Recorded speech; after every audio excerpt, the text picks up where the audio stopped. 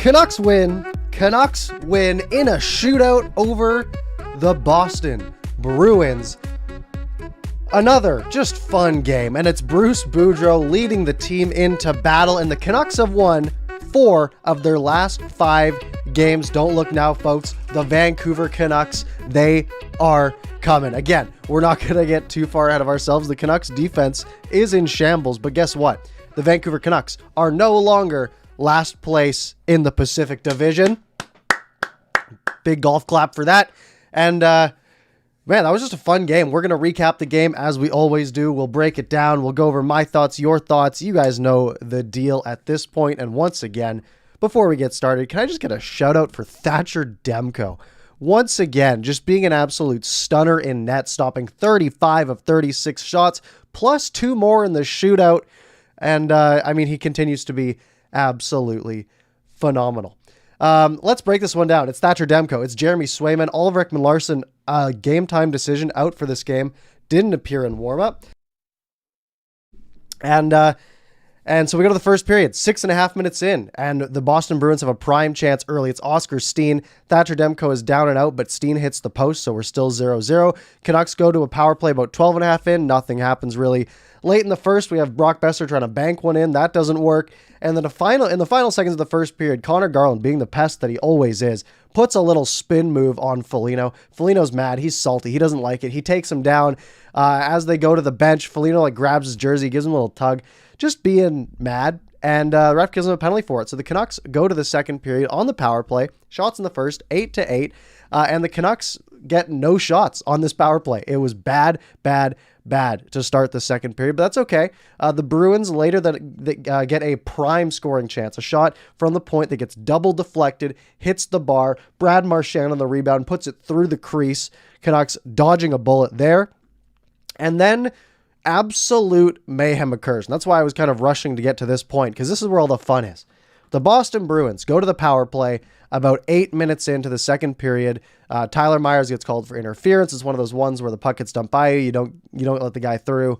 He gets the interference call. And there was a missed call as Hamonic got hooked earlier, but we'll get to those later.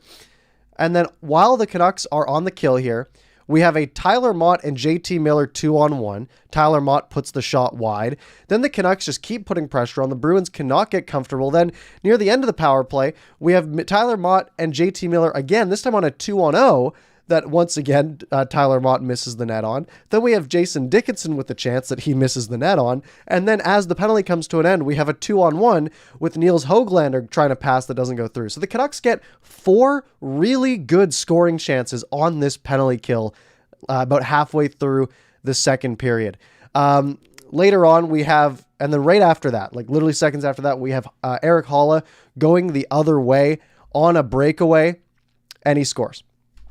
And it's like, oh man, Canucks just had so much pressure. They weren't able to get anything through. And then Erik Haula goes and scores. But wait, what's that? Is that Eagle Eye, Bruce Boudreau, watching that line like a hawk? He sees it. It's offside. He makes the call. Challenge it. Refs go take a look at it. They look at it for like 5 seconds. They're like, yep, that's offside. Waved off. Still 0-0. And we're still tied. Then shortly later, Travis Hamonic gets hurt with about 5 minutes to play or so in the second period. Marchand, they're both going for a puck on the boards, and then Marchand just turns away from the puck and hits him instead, the full 2 strides away from the puck. Clear penalty, clear interference, but Hamonic's hurt. He didn't return to the game, and the Canucks defense core that's already not great is now missing Travis Hamonic, is now missing Oliver Ekman-Larsson. We'll see what that entails. We might see a Jack Rathbone call up here. I thought Kyle Burrows and Luke Schenn played pretty well tonight, but not ideal for the Canucks. However, on this power play, the Canucks score. It's Brock Boeser scoring in back-to-back games. JT Miller on the right wing, where he's sort of been quarterbacking the power plays this game. Instead of it always running through Hughes, Miller's just constantly tapping his stick. It's constantly going through him.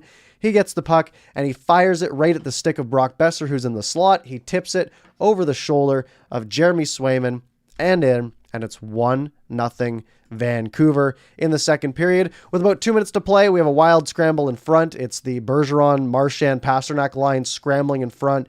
No idea how this puck does not go in the net. The Canucks get super lucky here, but Demko makes a couple of saves, a couple of pucks that are missed. Marchand takes a swipe at one. It goes right past his stick. Canucks survive, still up 1-0. And then the Canucks get a counterattack. It's a 2-0, 30 seconds to go in the period. JT Miller, Vasily Podkolzin, and Podkolzin just whiffs on it. JT Miller tries to pass it across. Podkolzin tries to pull it across so we'd have an open net instead of just trying to tip it in. And he can't get all of it. So it's still 1-0 after 2 periods. Shot in the second period. We're only 9-8. It was a really action-packed period, but only 17 shots total between the two teams. But hey, it works out for the Canucks. They get the 1 goal, and we go on to the third period. Early Bruins 2-on-1. Taylor Hall misses the puck. Canucks catch a big break there. And then Juho Lammikko takes a slashing penalty, gets in the hands of Pasternak about 3.5 minutes in. They're going to call that every time. And then Patrice Bergeron then gets a shot that goes through Thatcher Demko. It sneaks through, and Luke Schenn, the king, Luke Schenn, diving, swiping it out of the crease right before it gets to the goal line. Luke Schenn was actually really good again tonight. So big shout out to him. And then the Canucks on the forecheck trying to have this aggressive penalty kill, and JT Miller just gets sloppy. Swayman goes out behind his net to play the puck. As he comes back to his own net, JT Miller cuts through his crease, and as Swayman comes in, he just the skate blades do a little clip, and it takes Swayman down. Easy call, goalie interference, 5-on-3 for the Bruins, in which they score. It's Patrice Bergeron tipping a shot that Demko got a piece of, just nicked his pad, but still went in. Still on the power play after this, but it is now 1-1. And I'm getting nervous. I think after this goal, I don't think I sat down the rest of the game. I think I was standing. I was walking back and forth. It is nice to feel that again. That little bit of excitement, that little bit of nervousness, and it feels extra good when they do get the win. So then we have on this power play that still remain the Miller penalty. Pasternak ends up putting one through the crease. And then the second penalty did get killed off eventually. Now, with 12.5 minutes to play, Tanner Pearson gets the puck in his own zone, hesitates to create a little bit of separation, and then as the Boston Bruins player comes in to put just a little bit of pressure on, Tanner Pearson gets too much of it, and he flips it over the glass. You're in a 1-1 hockey game, a game where the refs have been letting quite a bit go, mostly seemingly on the Boston side, but they've been letting quite a bit go in general, and you take a penalty that they can't let go because it is a clear-cut delay of game penalty. You cannot be doing that in a tie game with time and space. He had like 7 feet of space between him and the next Boston player, and he put it over the glass. You can't be doing that. The Canucks do survive it, though, thanks to 14 seconds in, the aggressive penalty kill, Jason Dickinson trying to get a breakaway, and he gets tripped by Patrice Bergeron. So we're 4-on-4. No harm, no foul. We're fine. The rest of the third period is just tense. Honestly, not a lot happened. Both teams were kind of being cautious, kind of playing for overtime, but again, still really nerve-wracking. Shots in the third end up being 16-13 for Boston. So Canucks let the Bruins back into it a little bit of penalty trouble, taking 3 penalties in the third period. But the Canucks do survive, and we go to overtime. Canucks had the most chances in OT for sure. We have Elias Pettersson and Connor Garland on a 2-on-1. Pass across got broken up. We have Quinn Hughes getting a one-timer from Bo Horvat. Great save by Swayman, getting the glove across. Really good save there. And then a minute to go in OT. It's Tyler Myers who fires one coming down the right wing, just rips one off the post, gets one past Swayman, but it hits the post with a minute to go. And we are off to the old shootout. Round 1, Elias Pettersson up first for the Canucks, and he kind of flubs it. Not much I can say there. He tried to make a little move. Puck jumped over his stick. Unfortunate for Pettersson. We have David Pasternak going out to try to take the lead. He tries the old short side shot where you come in slow, cut across, and then try a quick wrister short side. Demko wasn't having any of it. He missed the net anyways. There was no opening. Then we have JT Miller for the Canucks. He comes in off the left side, does that same thing. Now, I kind of thought JT Miller went backwards a little bit here. I'm glad the refs weren't calling stuff like that because I think Horvat did it too, where they kind of cut across and they seemed like they both kind of came backwards a little bit, but they didn't call it. Miller then fakes the backhand, commits to the backhand. Swayman goes all out for it. Miller goes back to the forehand, tucks it in. 1-0 Canucks in the shootout. Charlie Coyle comes in slow. He tries that same thing. His shot's stopped by the blocker of Demko. So Bo Horvat for the win. And he just comes in, quick little move, fires it upstairs, over the shoulder of Swayman.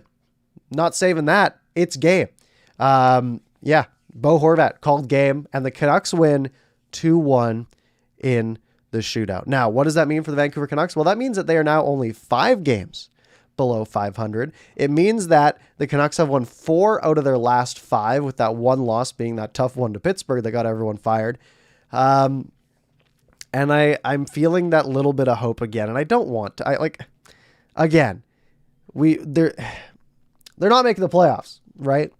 But it's wins like this where they stay with a team that has been better than them this season. Boston hasn't been excellent, right? They haven't been elite like they have been in the past, but they're still a solid team, right? They were 12-8-1 coming into this game, a better team than the Canucks have been. But the Canucks showed that aggressiveness. They stayed with them. They once again only allow 1 goal against. Special teams was pretty good tonight. The only penalty killing goal, the only power play goal they allow was on a 5-on-3. Just overall, things just feel a little bit better. And again, I don't want to get my hopes up because I'm asking to get hurt. And I felt it during the third period when it was 1-1 and I was feeling that nervousness. I'm like, am I really going to let this team hurt me again? Like, am I? But I think I might. I think I might let this team hurt me again. And you know what? Let's enjoy the ride, shall we? Because why the hell not? All right, my pluses, my minuses for this game. Let's start with the pluses. The Vancouver Canucks penalty kill was outchancing the Boston Bruins power play. When the Canucks were shorthanded, they were the better team again tonight. Sure, they allowed a goal. Again, only 75% on the penalty kill tonight, which was better than they've been all season.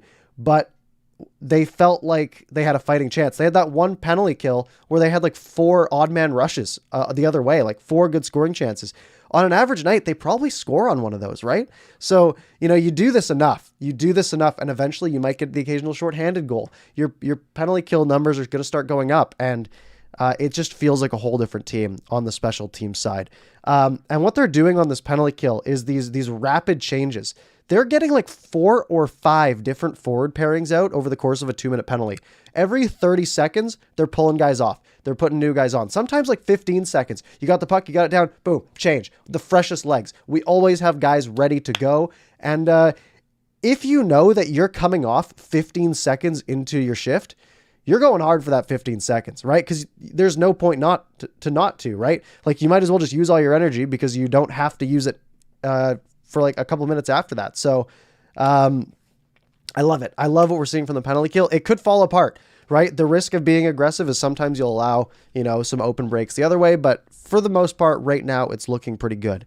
Another plus I have for this game, just a lot of odd man rushes in general, not even in special teams, but the Canucks, they just felt like they had a lot of odd man rushes tonight, a lot of decent scoring chances that they just weren't able to convert on. And again, it's a numbers game, right? You have these chances, you have these decent scoring chances, which the Canucks haven't really had so far this season. And sure, they only score once this game, but eventually you get enough of these scoring chances and eventually they're just going to start going in. So I like that a lot. Jason Dickinson, the Jason Dickinson stock is going up, folks.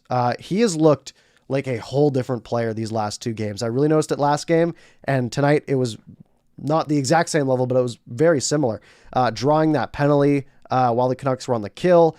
He's just flying out there. He's throwing the body around. I've really liked the new Jason Dickinson. It feels like this is the Dickinson we were sold on, maybe even more than what we were sold on these last 2 games. So I'm really glad to see that from him. Another one is just my excitement. I sort of mentioned that about being willing to get hurt again. Just being able to stand around, pacing back and forth in this room, hoping for a win. That's awesome. It's an awesome feeling. And my last plus, like I said, the Vancouver Canucks have won 4 of the last 5 hockey games, putting them or gaining them. What's the numbers on that? 8 points in the last 10 games, or 8 out of the last 10 possible points. That's big, right? That's something that the Canucks need to do. They need to get a string of wins together to get back in it, right? One big streak and they're back in it. So if the Canucks have 3 more games left on this homestand. They've beaten a decent team in LA. They beat a pretty good team in Boston tonight. They have another pretty good team in Winnipeg coming up on Friday. They have a pretty good team in Carolina on Sunday. And they also have a pretty good team in Columbus coming up on next Tuesday. Next Tuesday. So those are the next 3 Canucks games that, if they win 2 of these next 3, and again, that's what Bruce Boudreau's thing is kind of made. Is like, hey, if we just win 2 out of every 3, we're good, right? Or even if they go like 1-1-1 here, right? We're talking about slowly inching our way back, right? You get a little bit of help from, if the Kings start losing, the Sharks start losing, then eventually you're just going to claw your way back in there. And hopefully we can have some exciting games down the stretch here for the Canucks. Woo. I'm going to take a sip of water here. All right, let's get to the minuses. Biggest minus of the night. Hamonic got hurt. Took that unnecessary hit from Marchand behind the play before they could get to the puck. And Oliver Ekman-Larsson's already out. So Ekman-Larsson didn't take warm-up today. Travis Hamonic gets hurt. And the Canucks defense is looking a little bit scary. So we had Poolman, Shen in the game. Burrows was playing tonight. You can use Rathbone as a call-up, and I think they're going to have to if Hamonic's not ready in time for Friday's game. And hopefully Oliver Ekman-Larsson's ready in time for Friday's game, but we have no info on what that injury could be. So kind of scary because the Canucks need defense because they already don't have a great defense. My other minus is it did feel like, again, I don't like complaining about officiating, especially when the team wins. It feels whiny, but it did feel like the Bruins' strategy was, hey, let's take a lot of penalties, and then the refs are going to stop calling penalties on us because we've taken too many penalties already. There was that hook on Hamonic when he was skating into the slot for a scoring chance. He got hooked in the sort of the ribs and the hands. That got let go. Elias Pettersson got cross-checked behind the net away from the play and knocked into the boards, which is, they said they're cracking down on cross-checking. Connor Garland got held in front of the net trying to get a scoring chance. There was quite a few of those. But again, the Canucks got the 2 points, so not too much to complain about. Okay, let's get to your thoughts. I'm going to try to cough here, and then we will get to your thoughts.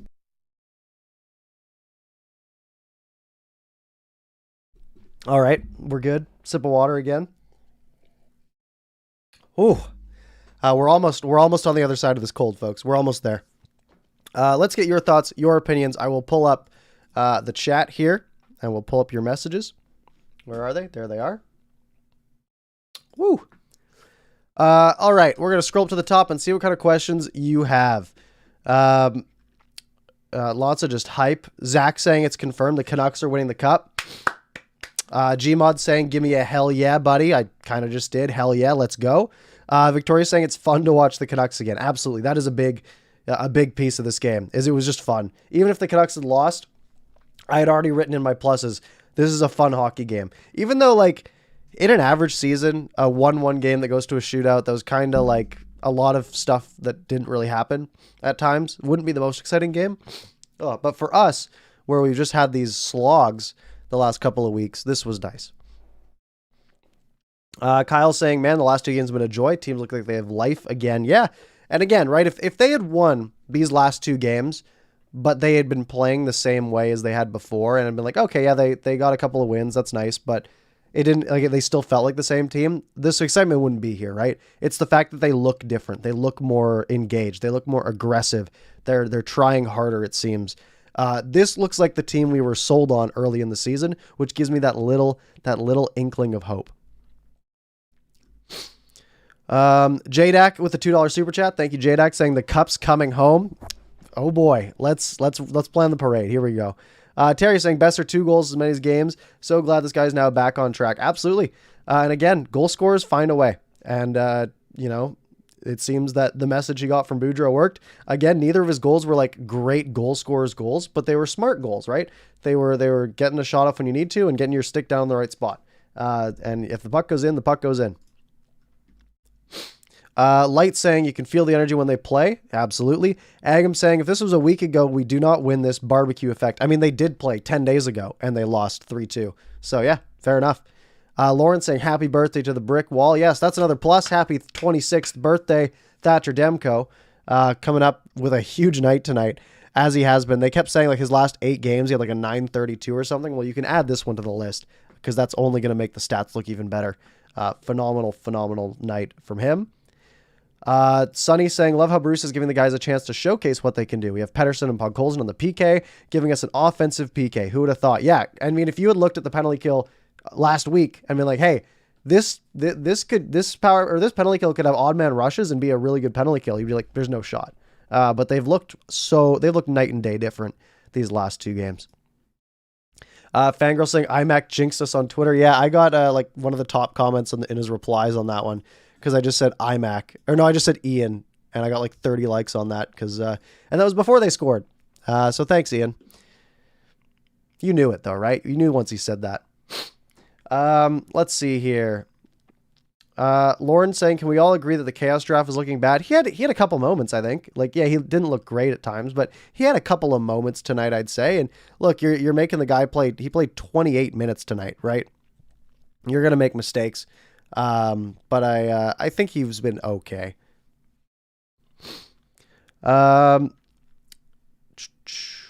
Let's see here. Rahul saying, I hope the boys take Demko for his birthday. He deserves it. I'm sure they'll do something. I hope they don't party too hard. They do have a game in 2 days, and I'm sure they have a practice tomorrow. But maybe I could see Demko maybe getting a day off of practice because he deserves it at this point. Let's see here. Niels Hogler saying, I'm back on the playoffs train. Let's go. Yes, sir. Nicholas Christofferson. You kind of have 2 first names there. My concern is still Pettersson, just non-existent. Yeah, another not great night for Pettersson. However, the fact that everyone else is sort of rebounding gives me a little bit more hope that he will. And again, if the team's able to get a couple wins while he's not playing well, I mean, that's just going to make things easier when he does play well. Gmod saying, Petey's big time on the penalty kill though. And that is true. He has actually looked so good on the penalty kill. I've loved that. He genuinely seems like such a strong penalty killer out there. He made a couple of good plays out there tonight.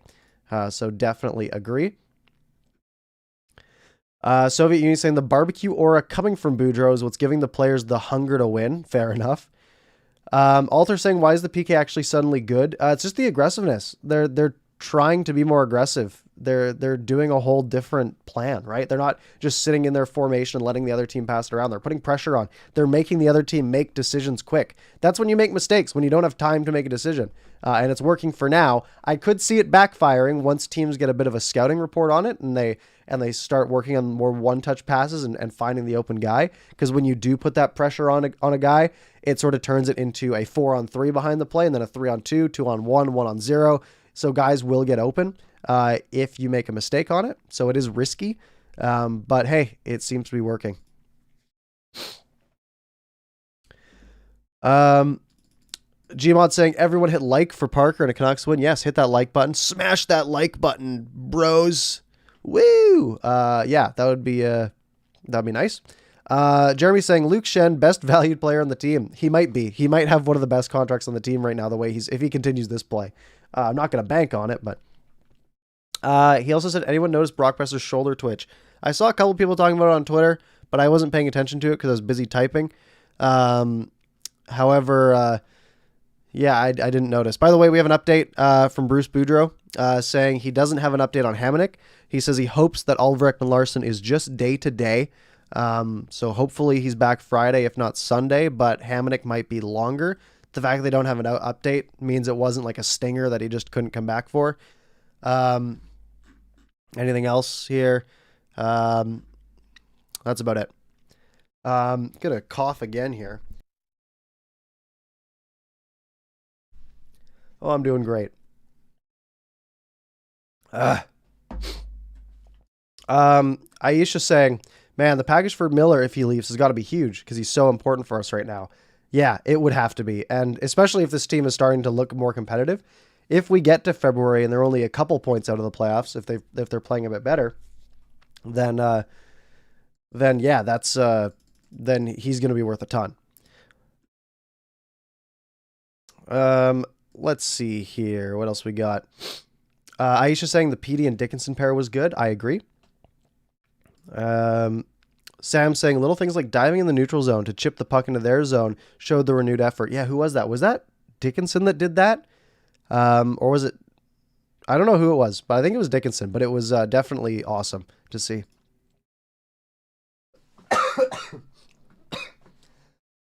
Oh, I'm doing great. I swear, all you people who are new here, because we're at 200 plus people again. Normally I don't sound this bad, and normally I'm not coughing, so I will try to. I'll try to be better next time. Leo saying if the Canucks come back this season to make the playoffs, Boudreau should be given free barbecue sauce and Haagen-Dazs for life. I agree, 100%. The dive was Pod Colson. Thank you guys for pointing that out. Oh. The throat is sore from talking. Ugh. We'll take a couple more and then we're going to have to wrap up. I'm going to see if we have any more that I really like. Otherwise, we're going to wrap pretty quickly here. Lauren saying if the OEL and Hamonic situation is bad, is there any chance we bring anyone else in? I don't think so. Everyone would be too expensive right now. And the Canucks don't have cap room, really.